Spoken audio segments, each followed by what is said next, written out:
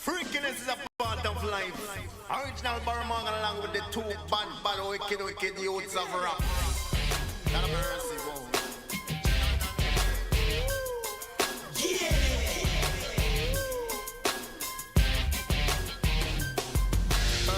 What's the business? Talk paper when I'm riding by. They know it's drizzle, he the truth off the east side. I know who ain't got my money because they ducking high. I grind for me and mines, I got the green light. I got to get it how I live it, that means front line. I got them zips, I got that soft, I got that hard white. I got that.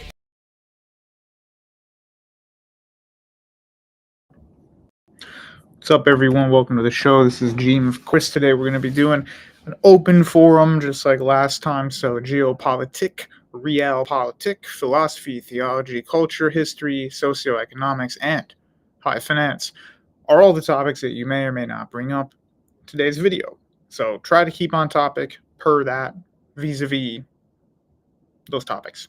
Like and comment on the vid so that I'm happy. And I'm going to see if I can put some more light, shed some light on the situation. I wonder if I do a lot more light. Is that good?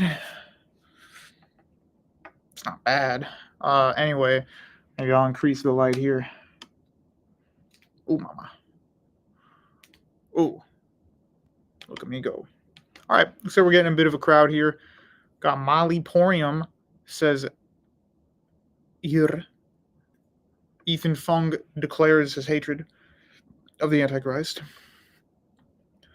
BBMB baby says, okay. Is that like a Lil Jon? Okay. The Gene trademark experience. Yep. The Gene experience, the Gene show. We're all here to watch a show. I'm going to riff for the first few minutes. We don't have much else to discuss until some of you come in. Otherwise, I will start talking about a few topics, such as this one. And you're free to come in and join, of course. This was, of course, a monumental moment in our shared culture. Absolutely anathematize that like button. Like the Ike. Through the Logos says hello. Yeah, hello, guys. So like I said, like if you're new around here, go check out my channel, library. So don't ask a question that's been asked 1,000 times before. If you'd like to debate a topic, you're free to call in. I have pinned the link to today's. So if you want to come in and talk, you have to come in on Mozilla Firefox or Google Chrome. I've been watching for about a year. It's my first time catching the stream, says Smeagor. Smeagmore. Glad to have you here. Wispy Bacon says, would you react to Dawa over Dunya again? I don't know. Hello, Jimmy. What the F is that thing? And Chance Wright says, what is that? It's Seal as a Seal from the halftime show. Nick TBR says, yo, great to see you here, Nick. Seal. In many ways, it is a seal. What's the best source for Christianity besides the Bible? What do you mean source? You mean like proof? Because I would say you'd have to justify. I would say that you'd have to find the proof for it before you even declare that the text is infallible. And there's a lot of people who don't think it's infallible. But I would say the archaeology, the environment, what you can find in history proves that it occurred. We don't even have to get into complex philosophy. That's if you're dealing with the rationale of an atheist who wants to talk about morality. You're just asking, like, where's the proof? There's some substantial evidence. E-word evidence means not proof. I mean, it's not going to impress every single person on earth. There are going to be people who doubt evidence. But there's some great evidence to corroborate the actual physical events that take place in the Torah and other places. Eyewitness accounts in the New Testament, the reliability of the New Testament and its Greek copies is astounding. So in order for the West to be a coherent civilization, we have to base our teachings on the fact that Plato, Aristotle, Socrates, and Plotinus were real human beings.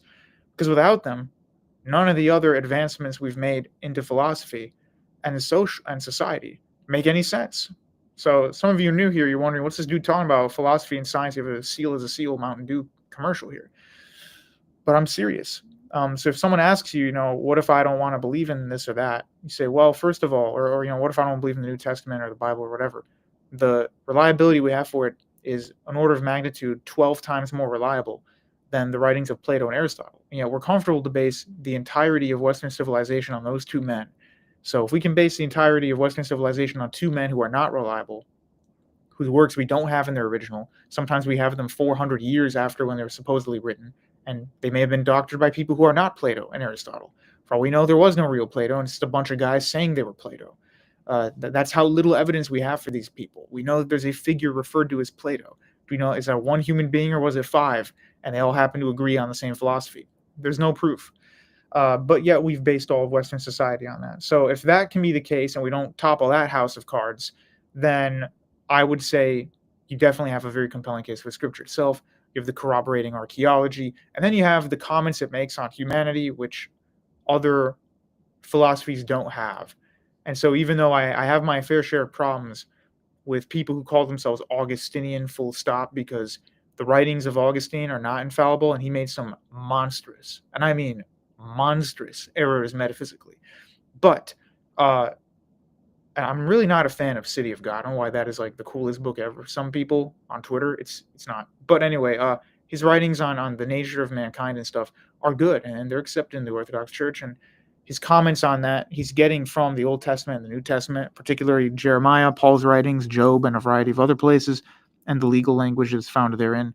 And so those are some great examples of, hey, only this book is talking about the nature of man. It's not celebrating the fact that, oh, humans are perfect or something, which unfortunately is the case in a lot of other systems.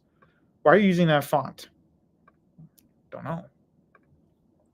Do you think the Assyrian Church of the East is actually Nestorian? Well, they literally say we venerate Nestorius. So if the definition of Nestorian is, do you follow Nestorius? Then yeah. If the definition of Nestorianism is, are they accused under Ephesus or whatever, you'd have to ask him. I pinned the studio restream. Like you guys will come in here, okay? Anybody see the pinned comment? Because I want you guys to come in. Oh, I do have someone here. Sorry, Crooks, I didn't hear you. How's it going? I'm doing good, man. So how's it been going with you overall in Chicago? It's been all right. The weather's like, I'm going to get rid of the seal thing because people getting distracted by that. Yeah, so it's been all right. The weather's been okay. Some days it's okay, some days it's not. Taking my car in to get service tomorrow. That's about it at the moment. Sweet. So on the subject of an open forum, if we're going to talk about geopolitics for just 1 second, is the whole thing with the United States and Gaza just saber rattling? Trump's not actually going to do it. What do you think? Because that will just have a massive escalation and provocation from the Arab world, I believe. Yeah. Wait. I'm getting an image up, which will be relevant for what we're talking about. Sure. All right, there. We don't need seal anymore. We'll have this. So, is Trump serious about Gaza? I don't know, because people seem to say, oh, it's just saber rattling. He's not going to really conquer Gaza. And this conquering language is a little offbeat. I think what he really means is Israel will go in, kick everyone out, and then the U.S. will say, hey, thanks. We're going to now develop this place. Do I think it's real? I think the hope is that they don't have to do it. They're trying to put the pressure on Jordan and Egypt and Saudi. But if that doesn't work, and Egypt and Jordan and Saudi just say, hey, we're still not going to take all the Palestinians, then maybe Trump would say, all right, forget it. Then we are going to transform the Strip. So I think it is definitely like a saber rattling thing, but I think he would do it eventually if the saber rattling didn't work. And right. the biggest of people who are against him at the moment are actually Saudi Arabia. Like Egypt was mad. They said, we don't want any refugees here. But Saudi Arabia said, no, there has to be a Palestinian state, and we're not going to accept anything until there is some state of some kind. Right. I believe that the Gulf states especially know that if the Americans were to probably take over Gaza, even hypothetically, because there's just so much bad blood against the West right now amongst Palestinians, a lot of them would not want to live in an officially American-owned Gaza or an unofficially American-owned Gaza, and they would want to be refugees somewhere. And where are they going to look to? They're going to look to Egypt, they're going to look to Jordan, they're going to look to Saudi Arabia.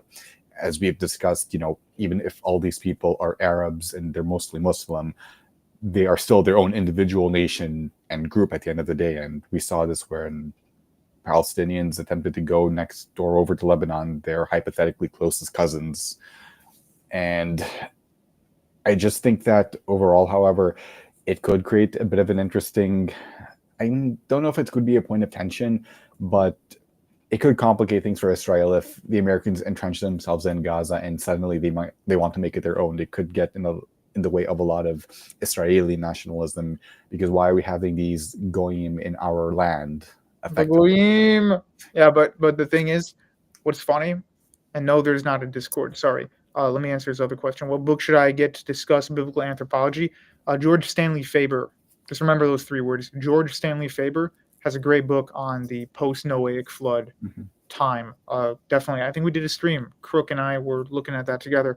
But yeah, I think what's interesting is that you're right, that the Palestinian identity is his own thing. Ironically, the Israelis created it.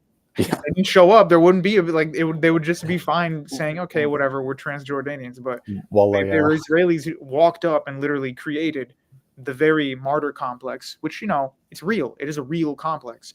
They have a right to say they're martyrs, of course. I don't think it's fake. But the Israelis created that. So the whole complaining about, oh, in the past you guys didn't identify as this. Yeah, I wonder what changed that.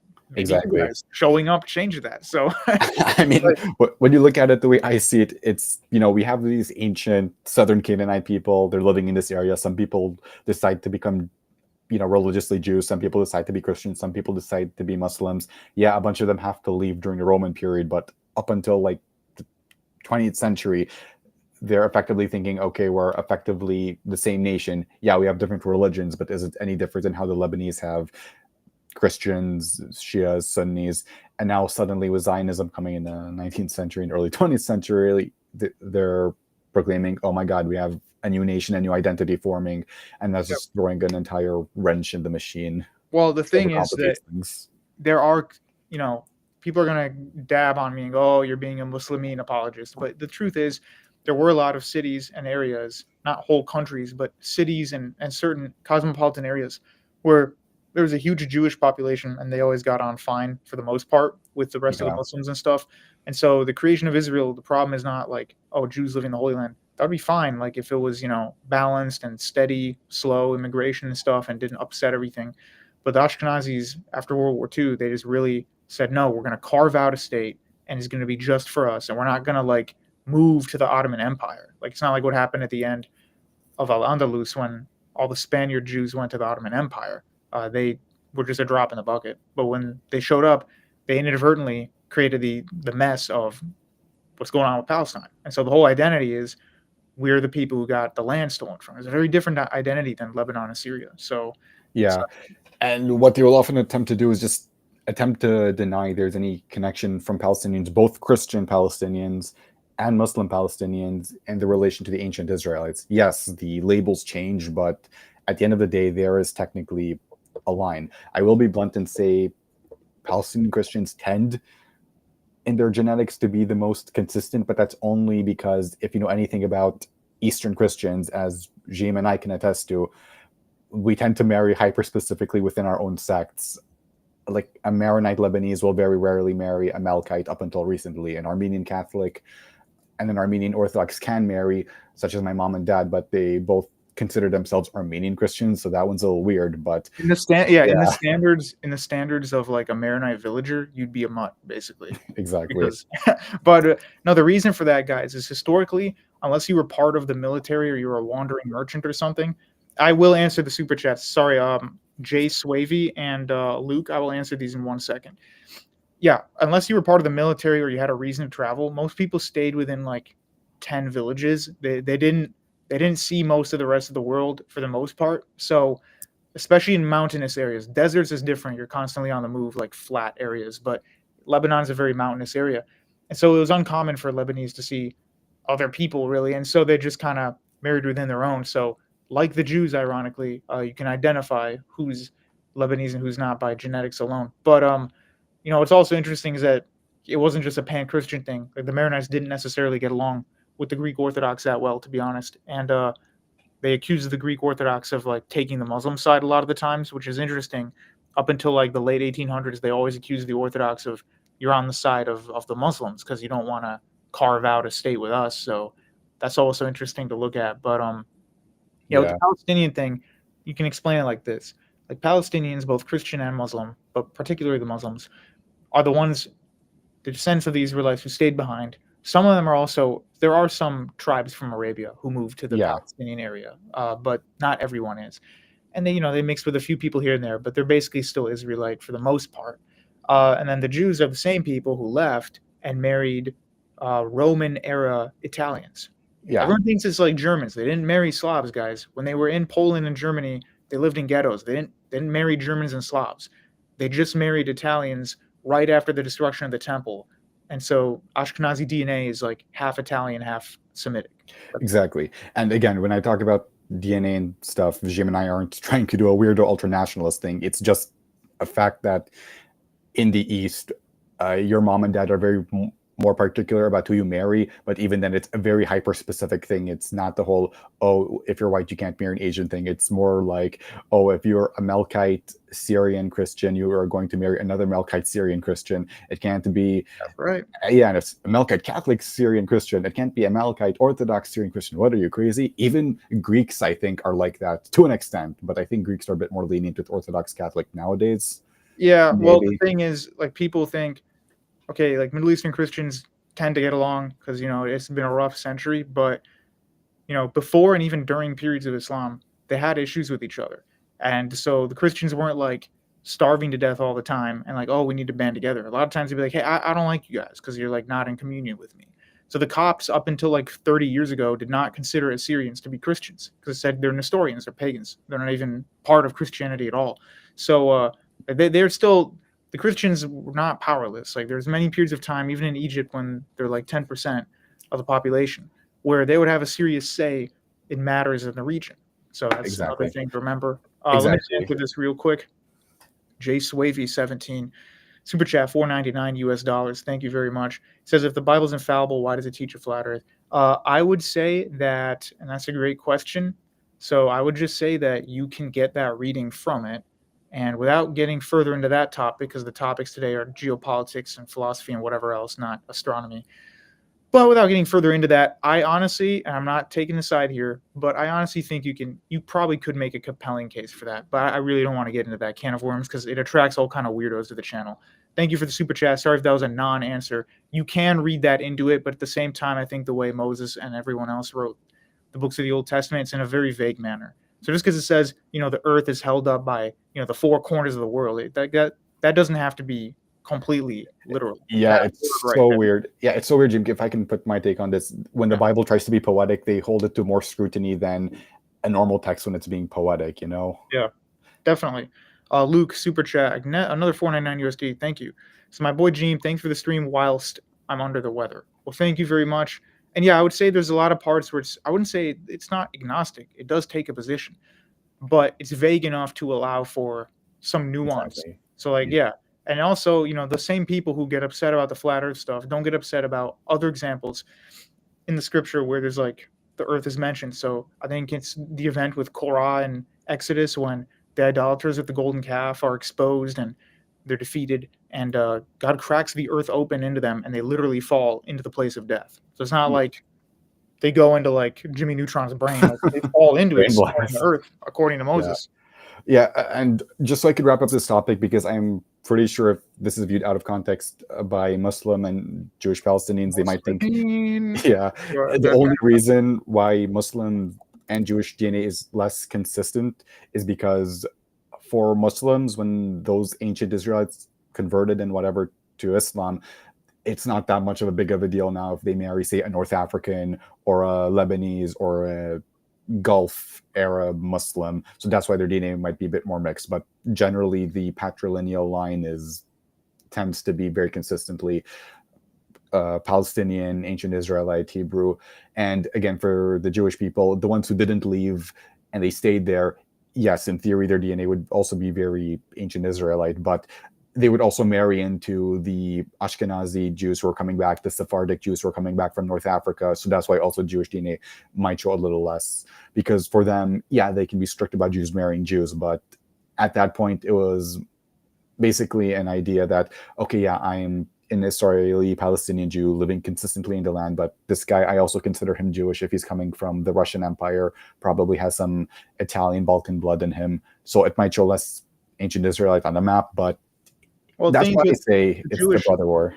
Yeah, the Jewish thing gets mixed up all the time. People are very confident when they say, oh, Mizrahi Jews are 100% the Israelites from the days of the Roman Empire, and the Ashkenazis are just these white larbers. That's actually not true, because a lot of Mizrahi Jews come from Yemen and Iraq, and they don't have the same DNA as the ones who were in Canaan. Like, they still have the Jewish markers of DNA, but they're not like pure. They went and they mixed with other people as well. So the Ashkenazis are, like I said, like half Italian, half Levantine. And then if you have an Iraqi Jew, he's probably 70% Levantine, but there's still something else. So you can't just say Mizrahis are the pure ones and the Ashkenazis are not, full stop, because it's not really true.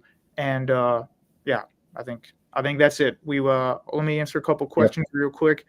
Actually, I'm going to allow Nick to come in here. How's it going?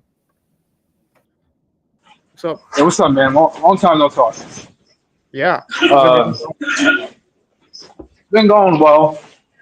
I'm just able to catch you now because I'm headed home. But I know you guys were talking about the Middle East, but I'm just gonna transition to Europe real quick. What do you think? What do you think about their transition? Are you okay? Damn. Dude, fell into an avalanche. What was that? I think he put ketchup on the shawarma, and now the Arabs are after him. Be honest with you, I'm not a huge shawarma guy. I'm sorry. I think it's a little overrated. There's better food. Everybody's like, oh, it's shawarma. It's like, what do Greeks do? They just eat saganaki 24 hours a day? Like, there's other food. No, they eat gyros every day, or gyros. Those are good. Those are really good. Let me just answer a question while we wait for Sir Nicholas to return. Would you debate Scholastic Answer / Christian B. Wagner and his accomplice, the Venerable Hassan? It depends on what to debate with. I've actually corresponded with him before on email, so we know, like, he knows who I am, and we've had some decent discussions here and there. Like, I'll write a paragraph, he'll write a paragraph. We're not really debating, just going back and forth. If he wants to debate on a topic, again, it just depends on what the topic is, so wouldn't be against it. I like to do pair debates, so he and his friend, whoever he wants to bring, plus me and another guy would be, I think, good. Nick, whenever you're back, let us know. Yeah, I'm back. I'm here. And sorry about that. I live next to the train, so that was just a train going off. I was walking under it. But yeah, anyway, I sent you the video on Europe. You never got back to me on that. So I'm sorry. What do you think of? Yeah, I know you've been busy. So what do you think foreign policy towards Europe will look like under Trump? And do you think Europe could actually be quote unquote independent from the U.S.? Yeah, great question. So I'm actually going to pull up an image again, just so that we have relevant imagery here. So whoever else joined the chat, Ephraim, I will let you on in a moment. So here's the thing with the foreign policy and with Europe. So with Trump, and yeah, this may be an outdated photo, but with Trump, I don't think we're going to see a fully independent Europe. They're still going to be part of NATO. They're going to pretend like they've been abandoned and stuff, but I think they're just going to stick with it. And I think that Trump will want them to be in the American wing, but he just wants them to follow orders, pay their dues like last time. Oh, he disappeared. Follow orders, pay their dues like last time, and also be able to provide some assistance and not just, as has been revealed recently, money launder. So I think that could be the case. I think probably partnership with Germany will continue. However, I do believe that France and the UK are starting to peel off a little bit. They're not quite in the American orbit as much as they were. UK's been acting ballistic lately, and France just has enough power to not have to be on the American checklist. Like, they could do whatever they want. They choose to play nice, but they could just do whatever they want. They're strong enough at this point where they don't necessarily have to play ball with everything America says. They just don't want to have another conflict. As for the Russia-Ukraine thing, I think we're going to see that die down at some point where there's going to be another round of proposals, and Putin will probably accept to keep those like 4 governorates that he took in the eastern regions of Ukraine, and then that'll just kind of be it. I think the war will dwindle. It'll be very unsatisfying. Nobody wins, and just a lot of people died for nothing. So Yeah. Oh, and Jim, this might interest you because I did live in Germany for a bit when I was doing my master's degree, and I actually did attend a security conference for NATO during my university time. And if I think the future of this alliance, where it's going to go, I still believe that Poland has a very vested interest in keeping this one alive because they tend to be pretty hostile to Russia. The Baltics want this alive. So even if NATO is going to be reduced to the 3 Baltics and Poland, and whoever doesn't like Russia at the moment, such as Finland and Sweden, who just joined, that could be it. But the Poles are not to be underestimated. So even if, say, Germany goes on this pro-Russia train, even if Germany decides to abandon all forms of militarism, be more pro-Russia, and if France decides to be French and do their own thing, and UK does some sort of Brexit again, we'll still have some sort of mini NATO and whatnot. And I feel the United States could be invested in that one because those countries in the East tend to be more invested in investing in their defense. That's who it's for. That's who it's for. Like NATO is for, really, it's for Eastern Europe. Like they just want the Western and Central European powers to help with that. But it's mainly for pushing the post-Soviet Iron Wall back. So World War II, guys, quick history lesson. After the Second World War ended, Soviet Union essentially owned half of Europe. It wasn't part of the Soviet Union, but they all had communist governments, and the Soviet Union, they were kind of the oxygen that those countries breathed. And so ever since the fall of the Soviet Union, that curtain, which started in East-West Germany divide, has been going more and more to the east. Started with places like Poland and most of the Balkans, and now we're dealing with Ukraine. And yeah, Ukraine hasn't been part of Russia for a while, but to have NATO itself in Ukraine right on the border of Russia is what started this war to begin with. So NATO's never been more east than it's been now. That's where all the problems are coming from.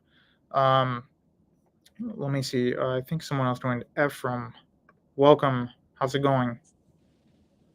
Hey, Jim. I was wondering if you would be down to like talk theology, or if you're not into that like right now, that'd be No, fine. it's one of the topics. We have Okay. philosophy, geopolitics, theology, and finance. So welcome, and mention any of those. Okay.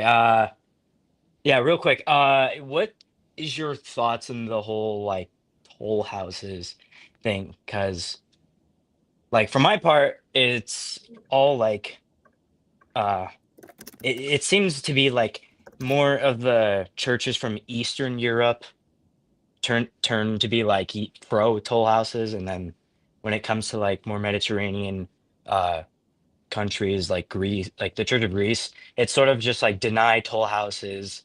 Is there like a somewhere like an in between where you can be like, yeah, it might exist, or yes or no? What is it?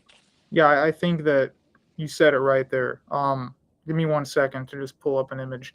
So the idea of the toll houses, while mocked by trad Thomists as just being the Eastern version of purgatory, it's actually not, because there is no purging going on. It's not like you're filthy and you can't get to paradise. It's more that upon death, on the ascent to heaven or the heavenly experience, you are assaulted by like a final round of temptation. So that's really not the same thing as purgatory, which is basically, well, when you were a kid, you stole 3 Ritz crackers, so that'll be another 3 years in purgatory, just for the audience to understand.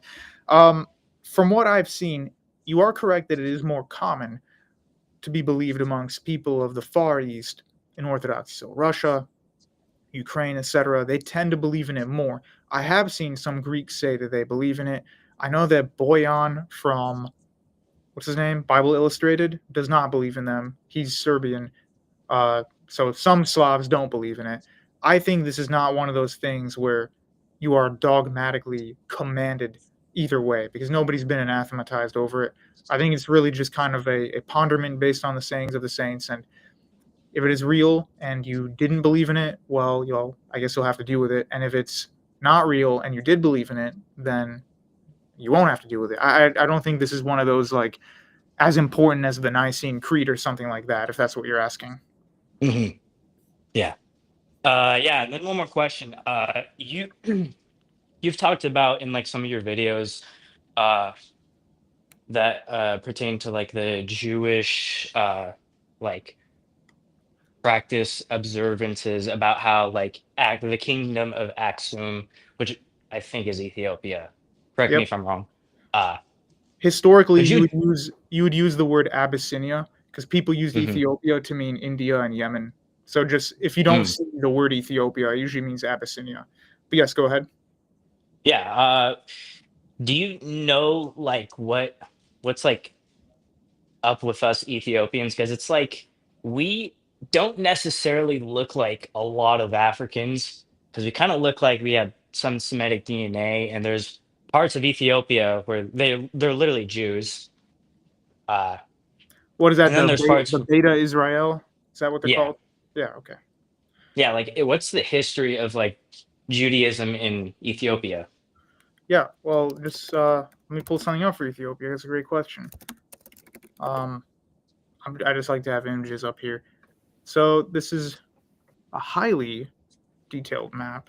You know how I am about my maps, guys. I make a lot of them, and like no one cares. So I care. why? Thank you. Let me see if this is high def enough. All right, never mind. This was a map made for like rat ants. Um, I guess this will do. Just one thing about Ethiopia. Go ahead. So, they have Oriental Orthodoxy. I'm guessing they were technically the second country to officially adopt Christianity. And by country, I mean like, country, not the people. Those would obviously have to have been the Judean Palestinians and whatnot. That true? Yeah. Or Yeah. So that's true. Ethiopia probably gives. Oh, Ethiopia and Armenia could probably argue for like 10 years about who was really Christian first. Honestly, guys, I'm sorry, but I might have to say that old Nubia might have beat Ethiopia by a couple decades. But anyway, and that's modern day Sudan, which was Christian up until like the 1100s or the late 900s. Anyway, so with Ethiopia, this is a map. I think the colors are totally whack. Islam should always be green in a map. But anyway, the blue, dark blue is the Oriental Orthodox. I think the green are just weird like folk practices, and the light blue is a mix of Oriental Orthodox and like Pentecostal, and then the purple is Islam. But keep in mind that a lot of the purple areas are not as populated as the mountainous areas in dark blue, where there's like 80 million people. Anyway, so as for like ancestry and stuff, well, the Old Testament does say that Ethiopia proper is a son of Shem, not a son of Ham. So like Somalia would be a son of Ham, but Ethiopia is a son of Shem, even though Egypt is a son of Ham. So the Ham Shem thing is not like black versus non-black or something like that. There are people that are black or African that are part of the house of Shem, and then there are people who are Hamites that are Egyptians that look a lot like us, but they're just not part of the same lineage.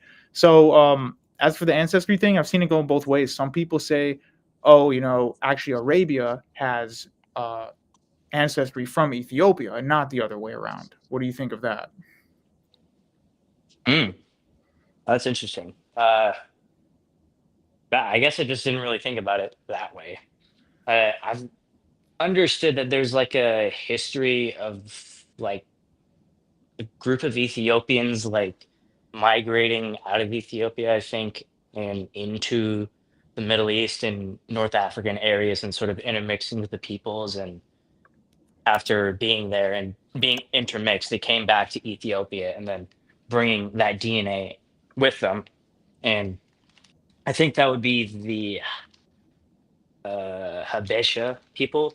I'm Yeah. terrible on my pronunciation. I'm the most Americanized Ethiopian.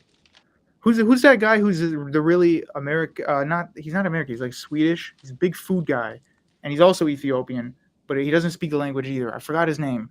Samuel something. Now I'm forgetting. Anyway, Mm. that just reminded me of that because I was watching Anthony Bourdain the other day, and he went to Ethiopia. Don't forget, Mr. Krabs sold SpongeBob for 62 cents. Yeah, I don't know.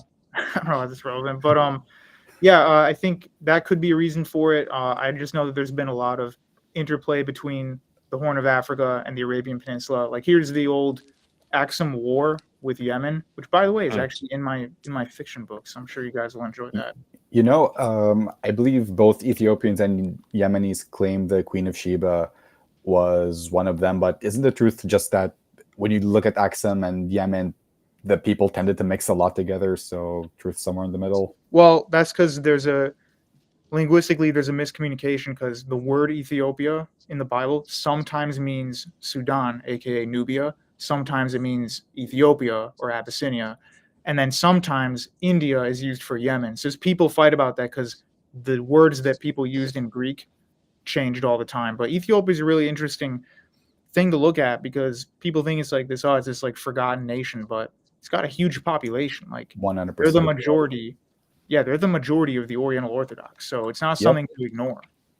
Yeah, it's a pretty cool history, honestly. And when a lot of people talk about, oh, why Ethiopians look different, I just say, they're probably descended from Afro-Asiatic peoples, but, they mix more and more with black people, like sub-Saharan African black people. The further south you go, it's kind of like, again, why many people from, I guess you could say, the steppes or something in Asia tend to look white now-ish. It's not Maybe, really yeah. worth getting hung up on. It's a pretty interesting history. Well, what's interesting is that there's even like the Afro-Asiatic language thing's cool too, because even into places like Mali, which is way far to the west, their ancestry is a lot different than actually West Africa. So even though they're next to each other, they're part of the Afro-Asiatic family too. So this is cool. Like Africa's a pretty diverse place, obviously. So it's not as simple as just saying like, here's where this race begins and here's where that one ends. Yeah. Love you guys, by the way. Great food, Oriental Orthodox bros. Definitely. I thought, we had William here. I'm gonna let Ephraim. Do you have another question? Otherwise, you can stay in the All right. chat. I'm just gonna let William in. Okay.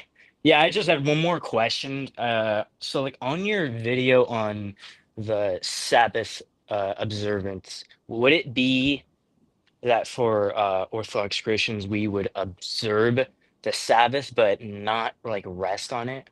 Or would we rest on the Lord's Yeah. Day? So here's Or would we like rest? great Yeah. question. People get confused about this because they see those two videos I made. Even though, not trying to be mean, but I did put the quote by Saint Ignatius of Antioch in there and a few others that make it clear that you're not supposed to, just because we observe this Saturday as a Sabbath, you're not supposed to say, oh, we're going to do it like rabbinism, where it's like you cannot work, you cannot do this and that. So Saint Ignatius just says it's a day to observe like liturgically, and it's like a cosmic ordinance. So it's not a fiat law. It's not just like, oh, one day a law came and that's it. Like this is a natural ordinance. It's as natural as the sun rising. For instance, every day it's going to happen, and every week you're going to have the Sabbath. And so that just means that the week is ending and we're preparing for that liturgy on Sunday, and you have a Vesperal liturgy on Saturday.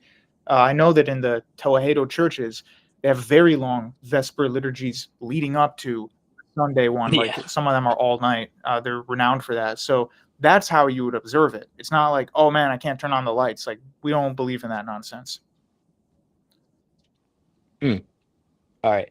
Thank you for having me on. Yeah, no Gene. problem. Thanks for calling in. Feel free to call in again anytime. And one thing to be Mhm. another thing, I think if I'm not correct, the Oromo ethnicity in Ethiopia is a little more relaxed about the Sabbath than some of the older ethnicities that have been Tewahedo for longer. But again, it's not supposed to be something where it's like, we're going to shoot you if you don't rest today. It's not like that.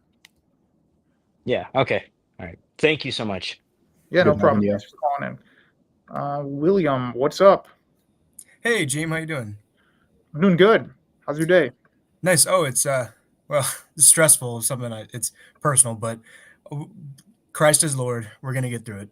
And I figured, okay, how about I relax with a nice Gene stream? That's good. So I had two questions. The first one, I'm curious to know, because I actually don't even really know the Catholic perspective on it, and I probably should ask a priest, but I'm curious, what is the Orthodox perspective on the rapture? Like, is that a legit? Because I still don't really fully understand what it is. Because my Protestant friend asked me, he goes, "You do believe in the rapture, right?" And I was like, I honestly don't know. No, none of the older churches believe in it. It's relatively recent. It was invented like 200 or so years ago. It makes no sense because Why would there be an arbitrary day in the middle of history where everybody just gets sucked up when the whole point is you're only going to heaven as a means of paradise before the resurrection? Like that's what the Orthodox Church says, and if you read the text of the Novus Ordo, even it'll say like we look forward to the resurrection. So why would there be a resurrection if we're getting raptured? That's why it doesn't make sense. Because if we're going up, why are we gonna? Well, if our physical bodies are all going up to heaven in the rapture, then why is God going to remake the earth and then we all get resurrected? It wouldn't be a resurrection. We'd just be like taking the elevator down. So I would definitely, it doesn't make any sense. It's one of those things like futurism where they try to say that Benjamin Netanyahu's in a chapter of Revelation. It just doesn't make any sense. Yeah, no, I don't really entertain people that say like that, oh, we're living in all these like prophecies and stuff like that from like I don't really subscribe to any of that. Like there's all the memes of like George Bush saying that like pulling up some Bible verse that like he needs to invade Iraq to fulfill this prophecy or something, something that just kind of like it just gives Christians that like total like, oh, just the silly, stupid, superstitious, Yeah, I think. Christians out of touch. Yeah, right. But aren't we gonna have like because I'm Wait, not as wait, wait. familiar. Let me interject because Well, I remember the end of that meme. George Bush calls up and says, "Hey, we got to do this crusade into Babylon to destroy, the whore of Babylon or whatever." And then he calls Jacques Chirac, who's a Catholic, and he says, "Are you with me?" And he's like, "Yeah, sure, George." And he hangs up the phone. The president of France, and he turns to one of his ministers. He says, "Like, what the hell's the rapture? Like, what is that? We don't yeah, know what what are it you is. talking about? What is it? This is a crazy dude. What's he talking about?" Oh my Yeah, I god. think Lavater posted that meme. It was great, and it was like Walter White as the Pope with like the hat. but but isn't there some sort of truth like because I'm not as familiar with the Book of Revelation, Yeah. but I know that's kind of like a meme because it's like the whole thing is like because like Protestants like if you mention the Book of Revelation they just start like going nuts, but aren't we doesn't it say something about like us having like our glorified bodies or something like that? I'm just not really familiar with it. Yeah, that's referring to, and by the way, here's a great example of somebody not understanding futurism.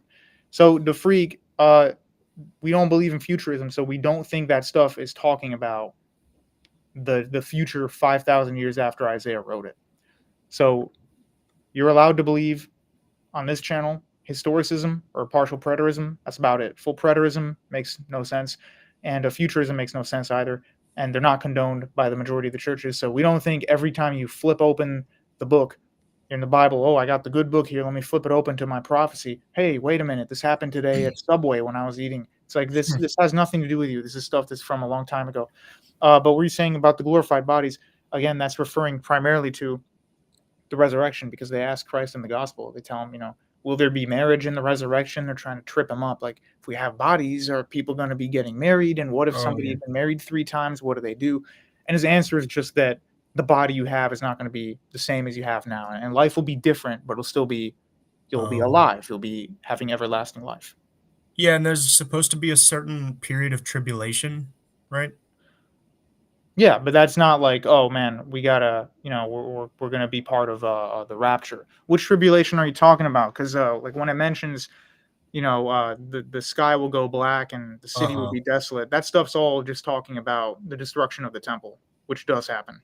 Okay. Well, I guess my friend asked me specifically about like the period of tribulation when the Jews finally convert to true like Christianity. But like I said, I haven't really actually read They the won't. book That's like the as an thing, though. adult. They So, won't. That in itself is part of the futurist scheme. This idea that all the Jews are going to be transforming into Christians, so it's up to us to support Israel and do that. That's again all just part of futurism. oh, it's The related church, to Israel. Okay. yeah, the church does not have a stance on that. They don't think all the racial Jews are going to come to the flock. They think no, there's probably going to be a lot of them who just never accept Christianity and whatever. This is something that we have to deal with, but they Yeah. don't think like because the evangelicals and the Baptists they think that their salvation is intertwined with the Jews. That's why they believe in dual covenantry. So Oh, yeah. Gentiles have to believe in Christ, but Jews just have the Old Testament. We don't believe in that. There's only one way. Mm. It also explains why they rabidly support Israel, but hey, Yeah. But why like where you say this came 200 years ago, like when and like why do people believe in this? Like, I don't understand. Does it Well, have because some sort these of were implanted into around the same time when the evangelical and the Baptist churches were becoming large in the U.S., which they weren't in Europe. So like the Great Awakening? Is that yeah, what that is? well, when we have the Oh, yeah. Anabaptists come to America, and then you have Baptist churches of various flavors, and the Mhm. evangelicals grow, it's the first time they're really able to flourish. Because in Europe they couldn't; they were dealing with the mainline Protestants and the Catholics. These groups didn't exist there, so Yeah. they had no relevancy. But when they were in America, they were finally flourishing. Millions of people were joining, and they had dogmified this as their theology. So that's why it spread, because they come from these sects, the evangelicals and the Baptists. Mainline Protestants like Lutherans and Calvinists do not believe in any of this stuff. Right. So basically, you're saying it's just like it's made up. Like it's just snake oil that they're trying to sell to get people to come to the church Yeah. and have some sort of emotional experience, like, oh, the Well, rapture. it's not just about the emotional thing. It's just a different. You're correct, but it's not just about the emotional thing. It's just a different theology. Like they'd think that all the prophecies in the Old Testament and the Book of Revelation haven't been solved yet. So we just got to keep interpreting them. It's nonsense. Like Okay. most of it has happened, and you can either believe in partial preterism or historicism. But both of those positions, which are accepted by the Orthodox and Catholic churches, uh, they explain what these events were. So if you're a partial preterist, you think, this reference in Revelation X, Y, and Z is talking about Emperor Nero or Caligula or something. Whereas if you're a historicist, you may say, well, actually, chapter 9 is talking about Islam. But there's like something in history that we can point to. We're not just waiting for George Bush to fulfill the prophecy. Yeah. Okay. That makes a lot of sense. Thank you for answering that. Yeah. If I had to add just one more point, a lot of these beliefs also are somewhat, I believe, fed because the defense industry gets a lot of profits the more they can intervene in the Middle East, supposedly to help with these prophecies. It goes a little conspiratorial, but I just think some groups have an interest in keeping wars flamed on in the Middle East, and they can use those kind of prophecies to their advantage. So that's why they like spreading this kind of Christianity and emphasizing this kind of revelation futurism a lot. So definitely. And so here's an example, William and Crook and the audience, that if you take a look at these, this article on neohistoricism.net, these are all Greek Orthodox and some Slavic writers who all actually give an exegete on, it's called the Apocalypse, that means the Book of Revelation, and they have answers for everything. It's not a guessing game. They say the beast is Islam, for example, and they have actual dates and times when they're believing this. Partial preterists will just say, well, we don't need to look for it in history. This all basically happened in the first 2 centuries, and everything except for the second coming, for the most part's happened. So that is partial preterism. Most people who are Catholic and Orthodox believe that. Historicism is kind of second, but nobody in these churches believes in futurism. And then another part that's important here, moderator Nick TBR says Jeem does a great job on futurism in the Adam Green debate. Yeah, because Adam was trying to press me and saying Christianity is a Hebrew trick so that the rabbinics can, brainwash America. And I just pointed out, like, nobody believed in that stuff till 150, 200 years ago. So how could the church fathers thousands of years ago have cooked up futurism and Zionism when that stuff made no sense to them? They don't believe in it, and they still don't. So I think I cooked Adam pretty good on that point. Yeah, well, thanks for helping me to understand this a little bit more. In terms of all the sort of different subjects of our Christian faith, this is something that like I'm really not familiar with. And there's other topics that I'm, a little bit more read on. So I appreciate you helping me to understand this. Yeah. So I had another question. I think this might be interesting because it's obviously like a lot of history. I can't go too much into it because I'm sure there's probably other people. Oh, that wait, want to sorry, William. I don't mean to interrupt you. I wanted to add one more thing that will really, really help you understanding this. Oh, okay. So, yeah. The mainline Protestants, they didn't accept partial preterism. So the Calvinists and the Anglicans did not like it. So they didn't like what the Catholic Church officially teaches partial preterism. The Orthodox Church, it's the majority view, but you don't have to. You can believe in historicism, which is what I hold to. But the Catholic Church was primarily partial preterist, and they basically said, hey, everything that Revelation and Paul's epistles are talking about happened in the first 200 years.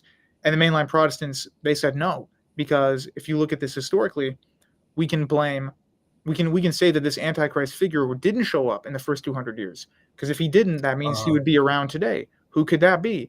the papacy. And so they actually made some very compelling essays on this. It wasn't just like a couple of crackpots. It was a little concerning that that belief had been spreading. And so the Catholic Okay. Church had two Jesuits who invented futurism as a way to sidetrack the Protestants and kind of get them to believe in something stupid instead of accusing them of being the Antichrist. It didn't really Wow, they work. really got him there. That's Well, actually kind of funny thinking didn't- about the scheming Jesuits.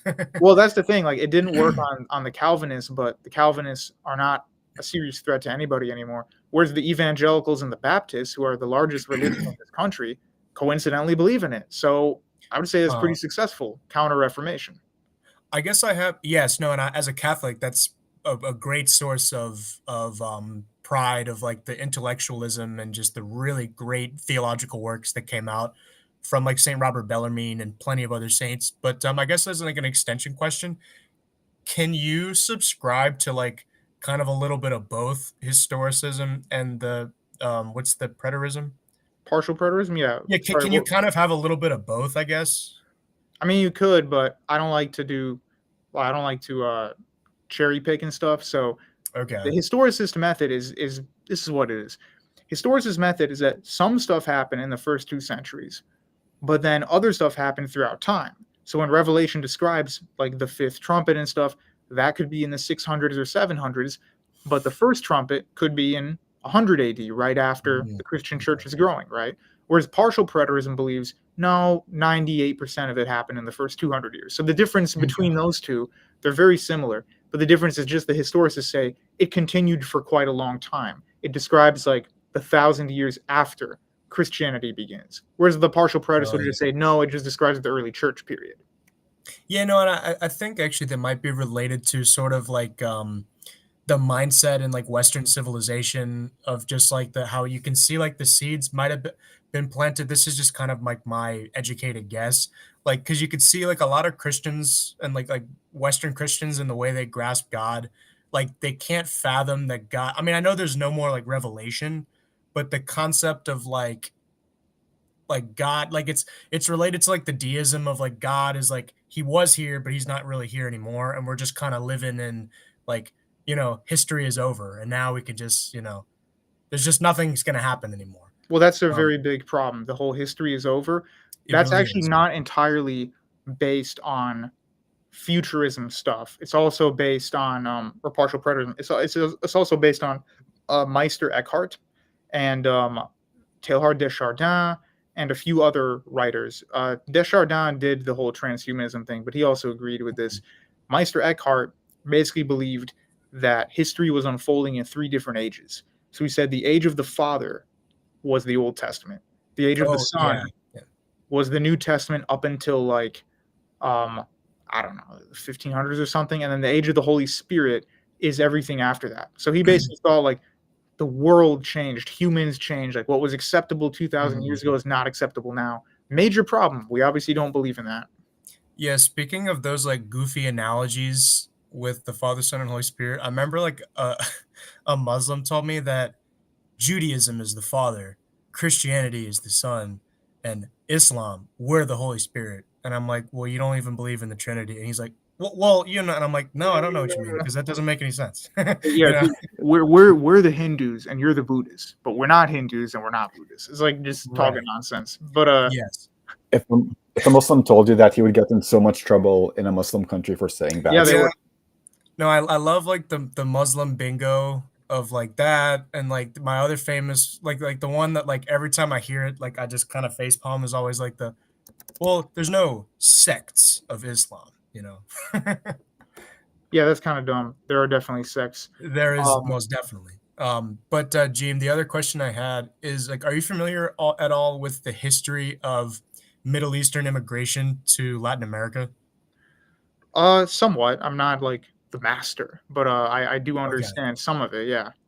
Yeah. So Latin America actually has the most Middle Eastern people outside of the Middle East, believe it or not. Yes, And true. so yes, obviously, like we think of like the like the meme of like like Latin Americans and whatnot, like they look Arab, and it's like, well, they actually kind of are. It's more from just it is because of like the Spanish and like the Berber roots from that, and like because the conquistadors were from southern Spain originally, but then also it's because of all of this immigration primarily from Lebanon. I thought you'd think that was really interesting. Yep. Lebanon, Yeah, Syria. more Lebanese Yeah. people in Brazil than in Lebanon Yeah, itself. exactly. from And what I also understand. in Colombia. And it's interesting because the Lebanese Gene actually have a long history of money laundering. I don't know if you're familiar with that. Based in cringe. Based in cringe. Yes. Hell yeah, hell yeah. Yeah, like yeah. they lots of stuff with Pablo Escobar and whatnot with the money laundering there. And also, if I remember, I gave you an introduction and a pitch to watch Narcos. Some of the actors are actually of Lebanese descent. Mexico has Lebanese and Palestinians, but yeah, it's interesting. Like Latin America is very weird because not Mhm. not every one region is the same. So like in Brazil, not a lot of people have native Amazon ancestry. It's mainly European, some Arab, a lot of African. But in Yeah. Peru, it's like the opposite. It's a lot of native DNA there. Yeah, and Bolivia too. They're kind of like brother and sister, and then Colombia and Venezuela are kind of brother and sister. But actually, the president of El Salvador, Nayib Bukele, his father is from Palestine. Yeah, that's true. Yeah, Yep. We can definitely get around in that region, but yeah, it's yeah, interesting for sure. yeah. And my It is fiance pretty is from El interesting. Salvador. She told me there's actually there's an interesting minority of Palestinian and also other kind of Middle Eastern Christians that live in the northwest of the country. So like it borders Honduras in that area, and Guatemala. Um, but yeah, the Middle Easterners in um, these countries, like you pointed out, like a certain percentage of that, like honestly, a lot of them don't even really know because a lot of these people, they changed their names, they adopted Spanish and Portuguese names, they stopped Right. speaking Arabic because there was really no reason to. I mean, at first there was like Arabic newspapers and there was kind of like a culture, but they just kind of wanted to assimilate, and they still kind of have an identity. And there is like depending on where you go, like Brazil still has kind of a strong like some of them are like, oh no, no, we're Lebanese, but then a lot of them actually like just because and like I talked about before, a lot of these immigrants like didn't look too much different from like Spaniards and Portuguese and also Italians that had been immigrating there. Yeah. And a lot of them, Maronite Catholic or Eastern Catholic. A lot of them just they didn't see any reason to keep those traditions going, so they just became Roman Catholic. Yeah, definitely. Like some of them, a lot of them became Catholic or Orthodox. I know they exist in Mexico and Chile, but not so much in Brazil. Orthodox You Christians. know, Yeah, yeah. Yeah, I didn't you know know when about like I I don't know anything about Orthodoxy in Latin America, even though I am the self-proclaimed Latin American expert. I actually that's something actually I'm not too familiar with. Uh, Um, Go ahead, Crooks, and I'm going to let the next guy in. right, yeah, my last point for the night is I do believe a lot of the reasons why these Arabs went to Latin America in particular was because they would see them as this continuation of Mediterranean, particularly Catholic civilization, and thought they would fit right in, as opposed to going to, say, more Protestant Anglo America or Anglo Protestant Canada. That's how I'd see it. So I don't think the third or fourth divide between the Middle East, North African, and Western regions happened until later into the 20th century, or at least until 9/11. But by then, we are going to be having Middle Eastern Christians living in Latin America for a long period of time, Yeah. One quick thing, real quick, Crooks, before you continue, or if you're going to continue. My friend Omar here says, Hore Apocalypticae by E.B. Elliott, 4-volume set. Someone was asking, where do I get these sources for historicism? And there's also some classic books here. So the same website I linked has these, all right, William Cunningham, E.B. Elliott. There's like a million editions here you can look at. And so some of these are Protestant. So I don't know if like Roman Catholics would care to read those, but there's both Orthodox and Protestant historicist books there. If anybody was interested in checking those out, I'll link it at the end as well because I think it's a pretty interesting thing. Gene, did you hear about the earthquakes in Santorini/Greece? I did. I don't know to the extent what the damage is there though. So maybe if you could tell us about that. But yeah, I'm gonna let Quintus Pompey on. How's it going? Potes ne me audere, cuidado Dio meo. Oh, you can hear me? I can hear you. Yeah. Hey, what's up, Salwe, Jim? So glad to see you doing a stream today. My question is, what do you think? Do you think there was an eighth ecumenical council? Because I heard that there was an eighth one. Some Well, Orthodox say that there was, but others say that there wasn't. well, the ones that all the Orthodox Christians are beholden to are the 7 great ecumenical councils. There are lesser councils. It's not like everybody just stopped meeting after that. But the 7, if you don't agree with what's in the 7, you cannot be really an Orthodox Christian. For the Catholic Church, the equivalent of that would be if you do not agree with the system of the papacy, meaning when the popes speak ex cathedra, so in their infallible throne, you have to accept that. Now, if Francis goes and buys a hot dog and says relish is cool, you don't have to believe that. But when he's speaking infallibly, you do have to. So the equivalent for the Orthodox would be that you must accept the 7. As for any other councils after that, they're not as dogmatic, but they might be covering some stuff that's important, but they're not at the level. So when we say the great ecumenical councils, it's really the 7. Anything after that is just an important council, but not like the gold standard, infallible, ecumenical. Oh.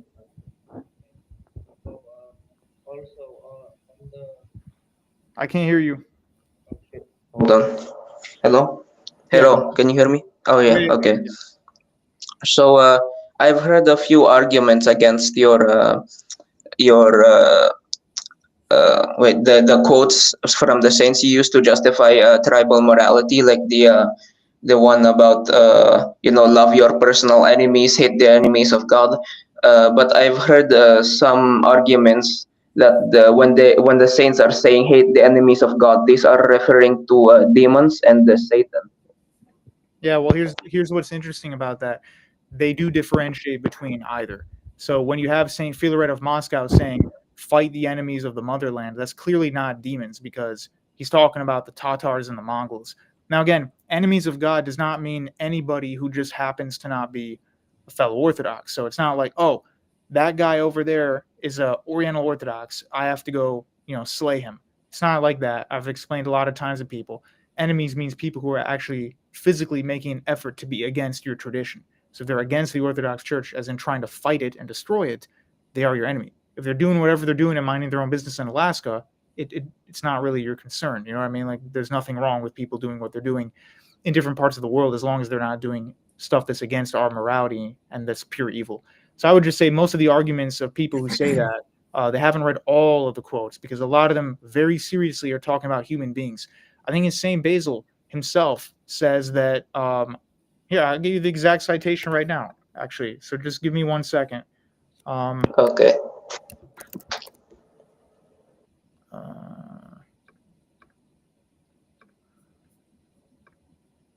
Give me 1 second. This will be good.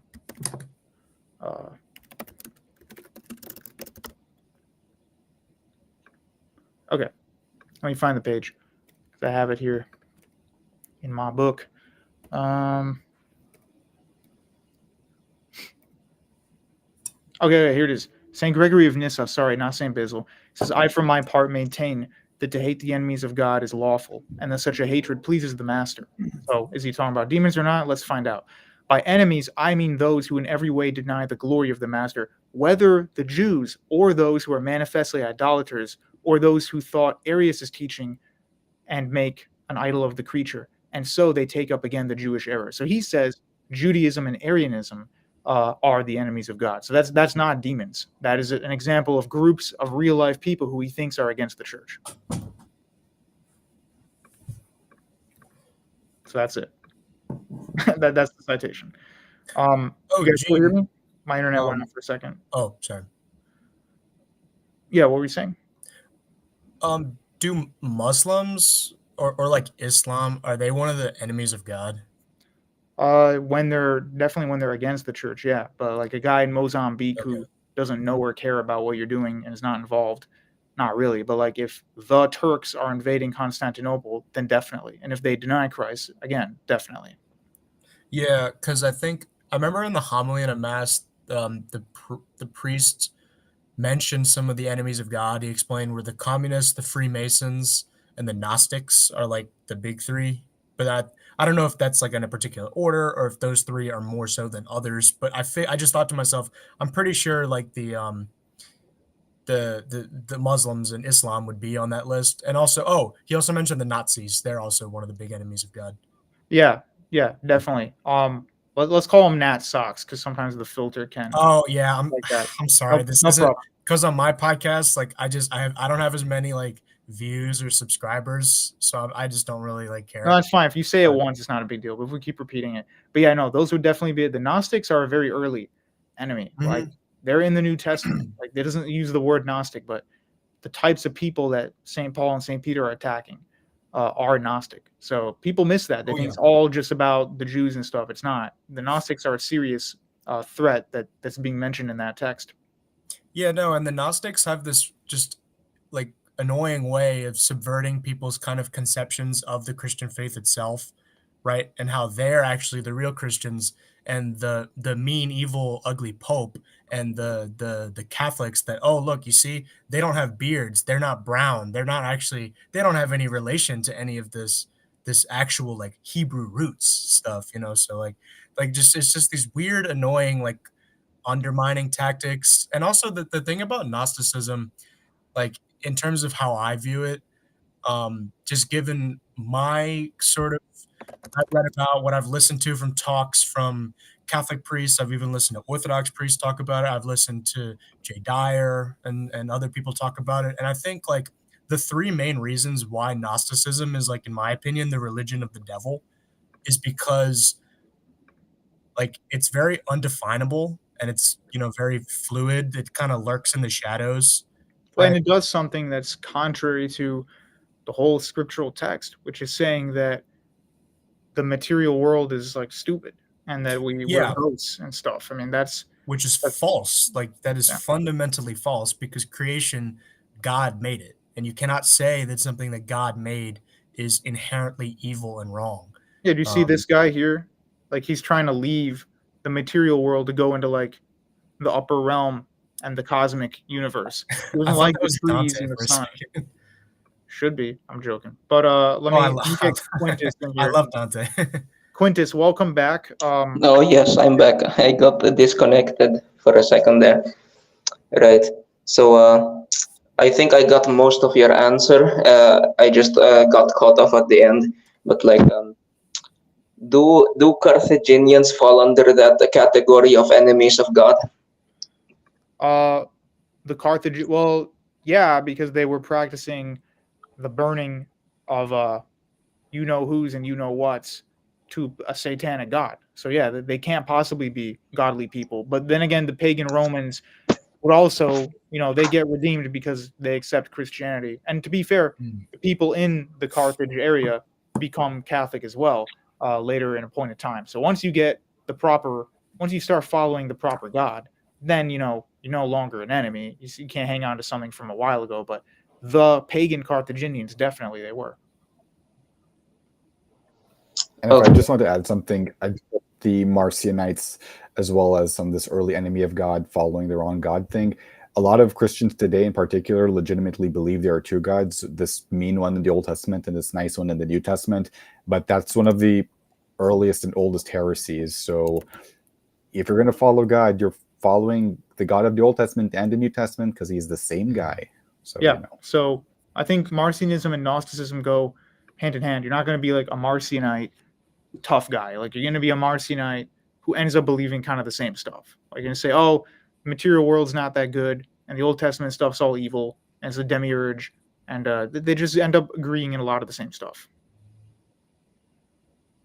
Yeah, and also Gnosticism, like it's just about I mean it's primary doctrine is just it's about what you know, right? Whereas in our religions, right, in Orthodox Christianity and Catholic Christianity, it's about who is the person of Jesus Christ. That's the fundamental thing we're trying to learn, right? Whereas Gnosticism, not only is it just about what you know, but it's just learning in and of itself, right? And it's just about kind of, you know, like the more you know, the more you achieve, like the higher realm, and just the more euphoria you get. And I find that this is a problem with any false religion or kind of false worldview, is that people are just really trying to find what religion or something or whatever it is that makes them feel the best, if that makes sense.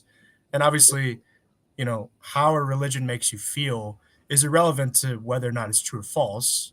It might, and I would say, yeah, I think if you accept Christ, then you probably are going to feel good, right? Well, here's the thing, though. Another thing about the Gnostics to understand is they come off as like, hey, we're super intellectual and stuff, and we love knowledge, but like I said, they have a problem with the material world, and they're actually highly pagan belief system. It's like they believe all the stuff that the worst kind of stuff that like Socrates is attributed to have said, and so it's very fascinating how they get the credit sometimes in academia as being intellectuals, but like they're insane. Like they don't believe in reality. They believe in like magic and stuff.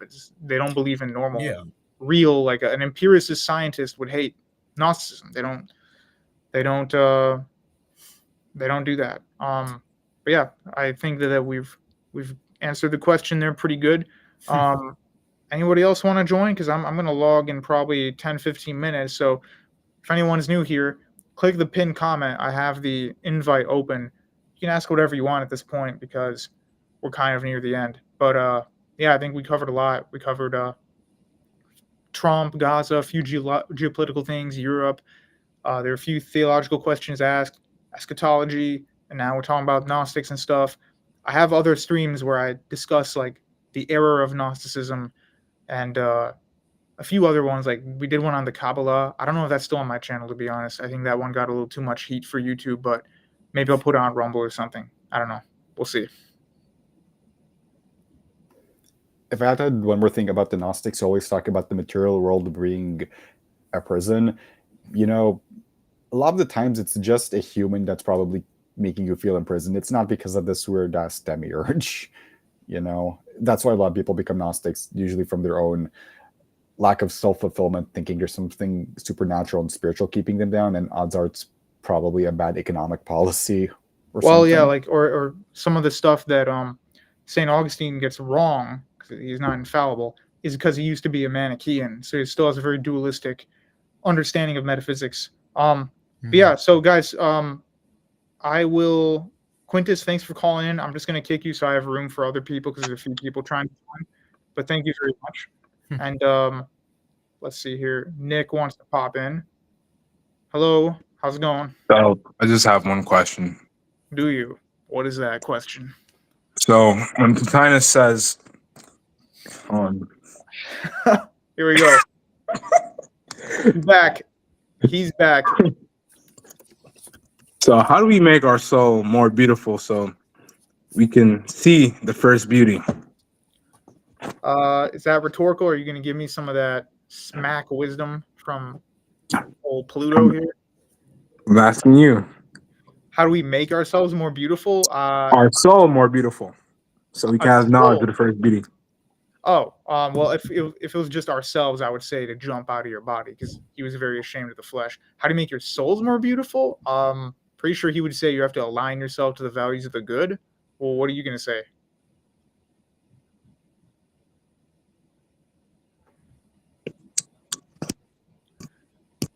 You there? Oh, okay. I'm going to unmute for some reason. I agree with you. Or spend more time in nature.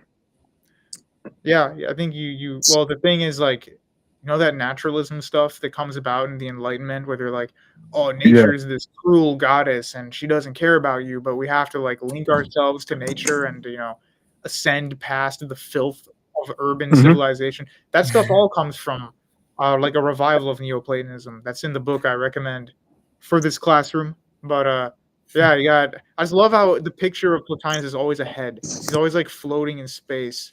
He's just in the void, just like floating there without his body. I like transcended matter. There you go. Link's aftershave, someone says. That's how you that's how you ascend past the material world. Use proper aftershave.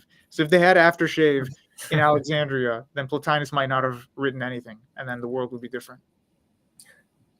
Jim, I had another comment about the Gnostics, and their relationship with the dialectic, right? Because Gnostics have this sort of, like anti-matter, anti-materialism.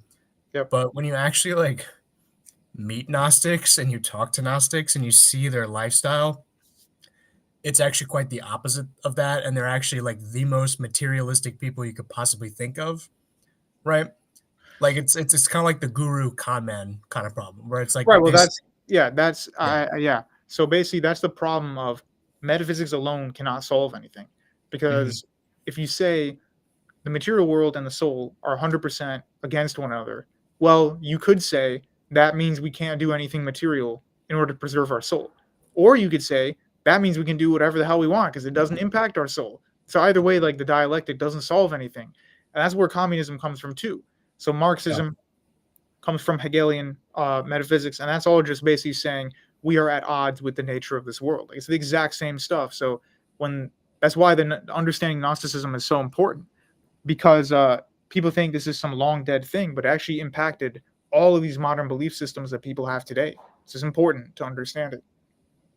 Yeah, no, and a lot of a lot of people don't understand just kind of the genealogy of these ideas and whatnot. But the dialectic, it's like once you see it, I feel like you can't unsee it. Like anytime someone says something, like, like it's just the example. Like Jay Dyer has the greatest example with the humanist movement, right? Yeah. Like where they exalt man and like human reason as like that's like the highest good, but then it's like, yet what is man? Man is like this is the meaningless sack of meat in the meaningless universe, right? So it's man's a nuisance. So the humanist movement actually in reality becomes very anti-human, Yeah. Well, it's the thing. Like, it's part of Marx's great march of progress, where like all of history is just like rat's shit, but it led to the beauty of Marx coming to be birthed into the world. And so it's all like, hey, we had to go through all this garbage, but now we've evolved, and now we're better than our ape-like barbarian ancestors who didn't believe in this based industrial revolution. But yeah, he does definitely get a lot of that. I have two more people here. I got Landon and Orthaholics. I'm gonna let Landon on first, real quick. How's it going, Landon? Hey, Jim. First things, I actually, funny enough, on what you guys were saying about Gnostics. So I've met a lot, like I've met a good amount of people. I don't know if you remember me from the other day where I said like I live in the suburb with like a lot of young adults. And you'd be surprised like how quickly like people like kind of like they kind of merge like Gnosticism with New Age, which I guess is like new modern Gnosticism, anyways, with Christianity. Like there's a lot of people who like meld all those three and like somehow keep it consistent. And like I was talking to some person like, and they were telling me how like, oh, it's like I don't know, like it was like something about like why would God send His Son to suffer? And like I'm like, but she claims to be like she claims to believe it, she believes in the Bible, but she doesn't believe like a loving God would send His Son to suffer. And like what I'm saying is, it's not necessarily a problem of evil thing. It was more like of a Gnostic thing where it's like the flesh can't suffer or else that's not God. You know what I mean? Yeah. It's like a power. It's like there's power in the flesh not suffering and stuff. And it's kind of like this weird thing. But it was like, what I'm saying, it was just weird because it was like not a really organized thought she had, which is why it's hard to explain it. But it's like I'm just like, how are you keeping all these ideas in your mind at once? But it's like, but I realize like a lot of people really do kind of keep these kind of ideas, even if they're not explicitly like. And she wears a cross necklace and stuff, but so it's kind of confusing. I'm like, what is even your worldview? But I'm maybe Yeah, that's for a lot they of do that people. a lot, man. Yeah, They don't know where they're getting it from. So they just like yeah, grow up with this stuff like, oh well, right, clearly the yeah, best thing in the world to do yeah, is believe in both Gnosticism and the Enlightenment and humanism, and all this stuff comes from the yeah, same thing. So they mix up all these things together, and they think, oh, I'm just believing in basic truth and being a good person. yeah, But it all comes from a root that they're just not aware of.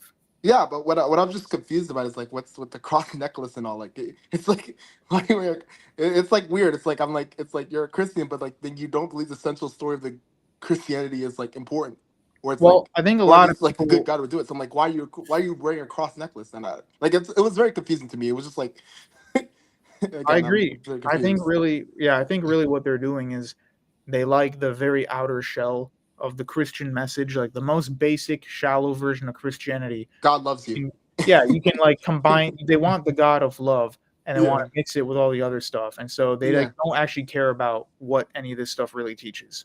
Yeah, this person was into like energies. There was a bunch of. It was basically they're quoting Gnostic Gospels, energies. Like it was a whole hodgepodge of beliefs, and I'm like, okay. I mean, I don't know how you kind of live your life based on that set of beliefs. But in any case, the point of the matter is related to I don't know what you were just saying with the whole like super materialistic as well. Like exactly what you were saying. Like in terms of you Yeah, think like right. they'd be the minimalists based on that worldview, but no, they're not. They're like most materialistic. It's just funny. It's just funny to notice. And then I kind of had another question, a more serious question on Yeah, go ahead. I've been kind of looking into this. I just to give me a background. I'm pretty much coming from evangelical, like like the South evangelical, just very evangelical. Again, as I said, I have a lot of mega churches around me, etc. But I mean, I've been kind of going to Catholic Church more of late after kind of discussing with Sham Shamoon a few things. But in general, I had kind of question on like what's like. I understand like kind of the issues with maybe like because Sam was saying like basically how there may be issues like if you read the Bible and you don't have any church behind you, you could easily come to like open theism and it's very hard to defeat. Um, and I'm fine with like I'm fine with understanding the issues with believing in open theism, but I have less of an issue maybe, and maybe this is just based on my worldview. I'm like I don't see what's the like. I mean, I guess the churches not haven't taught it, but what's the issue with annihilationism? Like, what's the like? Why would that be like so contrary to scripture that it's like a heresy? Yeah, That so none here's of the thing. I yeah. think that that's one of those that is actually not the most important question. As in, Okay. I don't think that the scripture teaches the version of annihilationism that you see all these kind of like hippies believe. Where it's like, oh, Yeah. God Right. doesn't want to punish people, so you just kind of get zipped. I think Yeah. a good debate would be, hang on, let me pull this up. A good debate would be, you know, uh, Louisiana, South Louisiana is all blue. Let's there you go. go. Now, a good debate would be annihilationism, except it's the annihilationism where people still go to hell, they still get tormented and burned. It's just not forever. Versus Right. the eternal one. But then again, it depends on who you're talking to, because with the Orthodox, they don't believe in the version that's, I guess, more widely accepted in Catholicism and mainline Protestantism. They don't, Dante's Inferno. yeah, they don't believe in like the even if you ignore Dante, like they Yeah. just don't believe in like everybody just gets tormented in fire Right. eternally. They think it's more like, well, there are, there's Hades, which is the place of death. That's like limbo for like an unbaptized infant Yeah. or something. That's Separation. not, Right. yeah, separation. And then there is a fiery element to hell, definitely, but it's for the wicked, not just for like, oh, some guy Got it. Eskimo didn't hear about it. It'd be a little different for him. So Mhm. So basically, Orthodox there's are like pessimistic on it. levels. There's like a level, like a variation in afterlives, basically. Yeah, Kind and of so like if you look at okay. this map, guys, this is the blue is Catholic, but keep in mind we have to account for population density, and also I think it's just doing what's the largest sect, which wouldn't be that accurate because there's many Protestant sects, and so because they're so divided, none of them would be the largest, but there'd still be a lot of Protestants. Yeah. Anyway, Yeah. Well, I I'm think it from does a like good job with like specifying Baptists and Lutherans in like the upper Midwest and yeah, for sure, it gets the Deep South and the Upper Midwest pretty correct. It also reflects immigration because a lot of Germans live in the upper Midwest, a lot of Hispanics live in the South, Irish Catholics in the Northeast. It's also a demographic map, I'd say. well, yeah, the Germans were interesting because they were the only immigrant group that was not religiously homogenous, right? Whereas like the Italians were just Catholic, and then like and also just not just necessarily with immigrant groups, but also groups that have been in America for a long time, right? Like since Yeah, its inception and before, like the baptism and all that stuff, and like the Presbyterians, those are like the religions of the South, right? yeah, And Quakers and the Puritans, which actually, despite contrary belief, they are still around. It's just kind of even if they're not like it, just kind of chuck out the Christian part, and like they still have the same worldview when you really definitely, think about it. and that's more of a Northeast thing. Nick is asking the quote he gave about Cicero and Plato. That's from St. Augustine. So even though St. Augustine himself gets jived by Platonic thoughts, he is definitely against people basing their lives on it for sure. Orthoholics, you just joined us, so sorry to add you so late. I no, do only have a few no, minutes it's okay. left, but welcome. No, What it's would you fine. like to talk about? I would like to talk about the relationship between a lot of Marxism and a lot of what the civil rights leaders have to say. this has came up for me. And one is this even like, will YouTube flag you if this is like a topic talked about? Yeah, Or so maybe what do you let's think? use vague language. Like you can mention MLK and stuff. Just don't mention like racial stuff per se. Like say milk. Okay, like if you're gonna say what, say Milk. Whole milk. Yeah. All right. All right. Nationalism. The original whole milk. Whole milk nationalism. The Yeah. Quakers and the Yeah. Puritans. Yeah. Yeah. So guys, I've got like 10 minutes left, Right, so let's right, try right. to keep this a little brief. But yeah, please go ahead. Yeah, this comes up because I'm currently talking to a friend who I haven't talked to in a while, who is obviously African American, and it seems just kind of sad to me that a lot of their thinking and a lot of what seems to be like what they get out of from culture wise comes from a lot of these characters who I think have some very Marxist tendencies and aren't necessarily, the most prosperous people to like base your philosophy or political views on. I just wanted to see what your thoughts Yeah, on definitely. that So were. I just highlighted comment from moderator Nick. He himself is also black, so he talks about this subject sometimes with me. And we both like this channel. This guy here, Chad O. Jackson, he covers this quite a lot. And like here, he has right here, MLK. He's done a million videos on MLK. Chad O. Jackson exposes MLK, and so he basically comes to the same worldview that you're expressing, which is that a lot of people have been sucked into these philosophies that actually were to their detriment. So the heroes of these movements are not necessarily good for their communities, and like you're right. The blatant Marxism of people like MLK is pretty obvious if you check out. So definitely recommend Chad O. Jackson's channel. He talks about this in depth with experts. So I would agree with your assessment there. A lot of these like heroes of these groups end up being very detrimental to their cause and just widen the rift even more. So they weren't Kangs, is what you were saying? No, definitely not him. I mean, if you look at all this recent Right. stuff that came out, right? Any of you guys see the stuff that Trump had exposed? It's Yeah. crazy. No, Crazy. and like a lot of like these people, like it was all, when you actually look into the history, I'm sure Chad O. Johnson has probably talked about this because I've seen this from other YouTubers like Aaron McIntyre and John Doyle, more so into like political things and not religious things, but like sometimes that stuff can be useful. Talking about how like a lot of this civil rights stuff, which like obviously yes, we don't want like racism and whatnot, and we don't want segregation. Right, Like yeah. Jesus obviously probably wouldn't have want that. Like we shouldn't treat people differently just because of something that they can't change, right? Sure. But like a lot of these movements were kind of like it wasn't really grassroots. It was basically all top down, just a kind of way to, like, it was part of the larger plan by like the deep state to like subvert America and in turn like just the Western world and like traditional.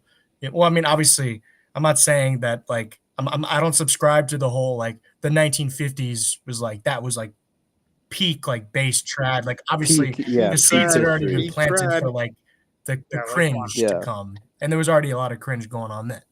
But yeah. Well, I think I want to do a stream one day just of what I call the building of the modern world. And that's just all World War II and after World War II. Like the highest rate of technological innovation, social change, migration, technology, tech, I already mentioned that, culture, etc., happened between like 1939 and like 1980. And those 4 decades would be really good stream to do. Thank you guys for coming on. Sorry to cut everyone off, but I do have to head out. Thank So, you. Oh, that's okay. yep. Thank you guys for being here, and call in next time if you would like.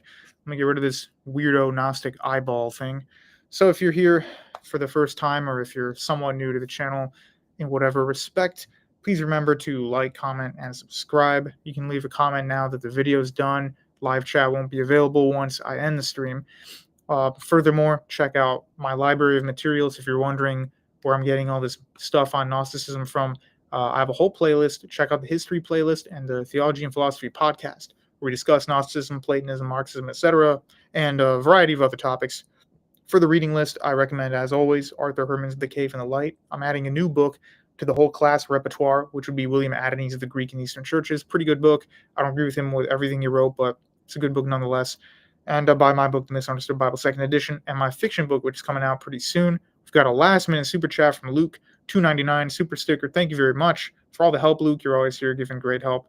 It says, Sheba Dog moves his arm saying goodbye. Well, goodbye, dog, but I'm sure I'll see you next time.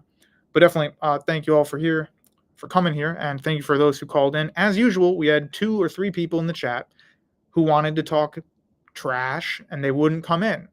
Nobody ever wants to actually debate. Like, it's always some obese guy in the chat talking about how it's self-evident that trees and porn make him feel good, but he won't come in here and talk. It's that I forgot what that guy's name, the Taco dude. And then there's other people come in and they don't want to talk either. So goodbye, A-Bear, and goodbye, Taco, and goodbye, everyone else. Thanks for calling in. That's it. I'm going to do the timeout movie thing, and then that's it. Freakiness is a part of life. Original Baramonga along with the 2 bad, wicked youths of rap. Not a mercy, whoa.